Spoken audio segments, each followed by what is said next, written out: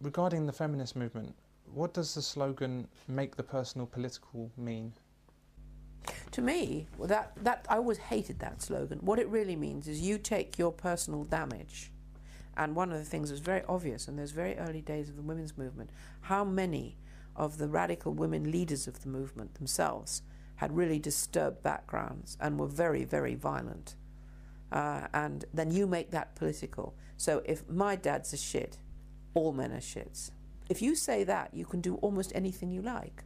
You could go from the personal and make it political. So what happened is a sufficient group of women got together to complain bitterly, because you have to remember the beginning of the feminist movement was a Marxist movement. It was women in the left of the politics in Britain who decided that they had had enough of working with men on the left and were going to have their own, in quotes, movement. So our feminist movement never grew from a grassroots of the working class women that they were always talking about. There weren't any working class women. It was actually academics, university lecturers, young women students was the beginning of the women's movement. The most successful part of it is that at that point in the 70s, if you think about it, the majority of women who were journalists internationally were very heavy radical feminists. So they had the women's pages. And of course, male journalists and male editors, seeing it as, in quotes, a woman's problem, left it to them. And very quickly there was a savage kind of censorship, and anybody who dared argue was in very serious trouble. They were very, very highly organized Marxist groups of women of one sort or another. When I remember being horrified when I saw them storming the Miss World competition, thinking to myself, how can these women talk about liberation for women and women supporting each other and then go and bully a section of other women that they don't like because they're doing something they don't approve of.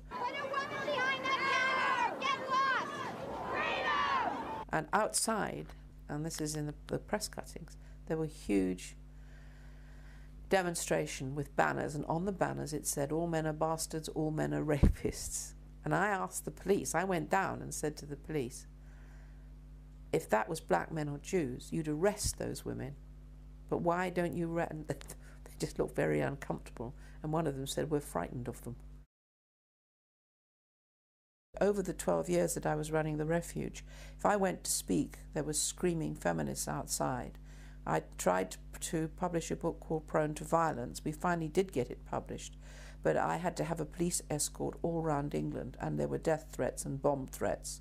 And the final moment came for me after struggling for all those years, when the bomb disposal unit came to my house, because there was a suspect package, and said everything that came to me had to go to them first because they were concerned about my safety and the safety of my family. And that's when I left England and went into exile for something like 15 years.